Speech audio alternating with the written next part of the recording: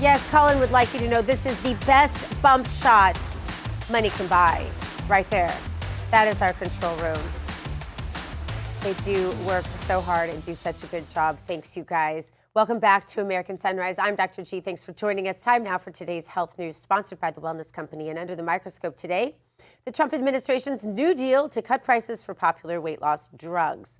President Donald Trump announced a landmark agreement with pharmaceutical giants Novo Nordisk and Lilly and Company to dramatically slash the prices of their GLP-1 weight loss drugs. This includes drugs like Wegovy and Zepbound. Now, under this deal, cash pay monthly prices will drop from more than $1,000 to around $350. I believe that's per month. This is with a goal of reaching $245 per month within 2 years. In addition, the agreement expands coverage under Centers for Medicare and Medicaid Services and for obesity treatments, with some Medicare enrollees paying as little as $50 copay per month. Now, this move positions weight loss medications not just as a lifestyle choice, but as accessible medical treatments for millions of Americans who struggle with obesity and associated risks. It is a triumph for American patients, the president said, promising that millions could soon benefit from lower costs and broader access. For insurers and the industry, this could be a game changer. While the drug makers agree to these lower margin, of course, the expectation is volume, because right now, the number one consumer of these drugs is in, I believe, the Upper East Side of Manhattan. And they recognize that the greatest density of obese people is in rural areas. So they want to give that broader market access. It will offset the drop in price. Analysts are watching closely how this will play out. Well, there's a new administration in Washington, D.C., if you hadn't heard, and they brought a lot of positive energy, positive changes when it comes to fixing our broken healthcare system.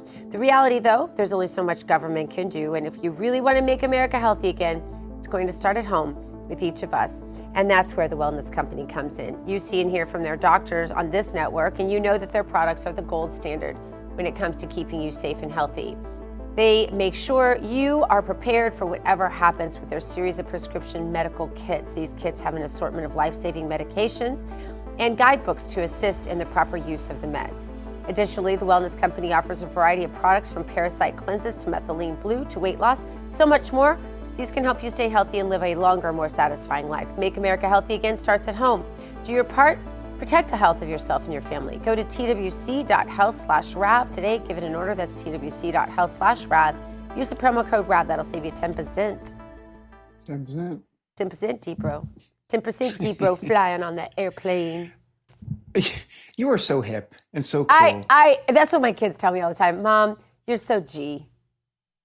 You're so G. Well, you are G, and you are so G. So, all right, G. I think it all means right, G. goofy, but I'm going to go for gangster anyway.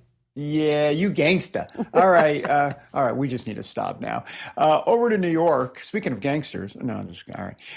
Where the fallout from Tuesday's election of communist Zoran Mamdani is starting to appear. In response to the win, New York City's fire commissioner Robert Tucker announced he's out. He announced his resignation. Tucker, Robert Tucker, that is, who is Jewish, reportedly said his values defending Israel do not align with the new mayor-elect. That's for sure. Tucker has been on the job for roughly 1 year and will now go back to running a private security company. All right, for more, let's bring in retired NYPD detective and the co-host of the Gold Shields podcast. That would be Tom Smith. Tom, curious to get your thoughts about Robert Tucker. I mean, him and a lot of other folks this morning are really concerned, especially if you're Jewish in the city. Yeah, they're not going to compromise their beliefs and their religion and the way they were brought up, no matter what their position is in their government. They have to stand by their morals, and this individual stood by that. And I think this might be the beginning of many more that's going to come down the line, not just on the religious front, but just an ethical front of what he stands for and other people that aren't going to be behind this administration in what he said in the past and what he's going to stand for. No doubt about that. Hey, let me show you this New York Post headline.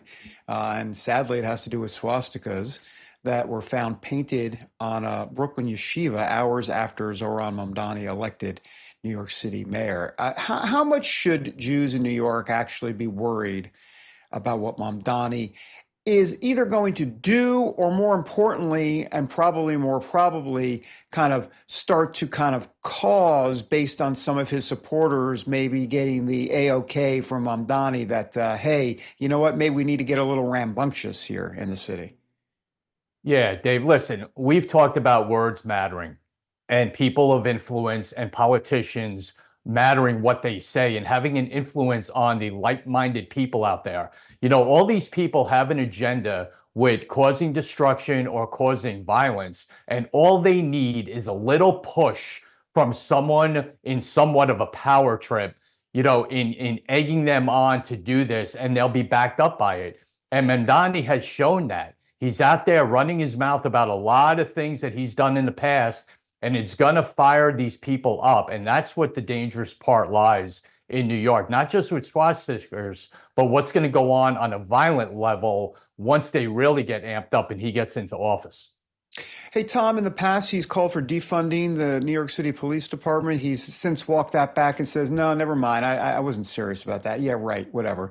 But I'm curious to get your take of what you think that morale is like inside NYPD after Mamdani's election victory. What's your sense of what's going on in there? Yeah, I think there's a nervous level because you don't know, because you can't trust him. That's the whole point in this. He can say you know, the words that he said before in the post that he put out, that wasn't me. I didn't really mean it. Yes, he did. You know, your first actions and your first words are your beliefs and what you think of. And just like every other politician, once their name gets on a ballot, they start walking back what they originally said. But I think they're playing this on a cautious level. Do I think there's going to be a dramatic change in the NYPD? I don't know if he's going to go that route, but there's a danger out there of him putting into policy these really dangerous things that are going to impact the citizens and cops and these social worker programs that he wants to do. That is never going to work. There is no scenario out there in New York City that policy is going to be achievable or successful. Well, what's for darn sure is the NYPD is going to have their hands full, whether it be increased crime or out of control protests, whatever it is. Tom, appreciate you and everything you've done in your career and your service, not just to New York, but really for the country. So I thank you so much. Thank you so much for that, David. I appreciate it. No, and we really mean it. Appreciate it. And our audience does as well. All right. Thanks, Tom. Coming up, more election fallout in New York. President Trump has called on Mayor-elect Mamdani to respect Washington. Well, what did Trump say could happen if he doesn't respect Washington? Oh, that answer coming up.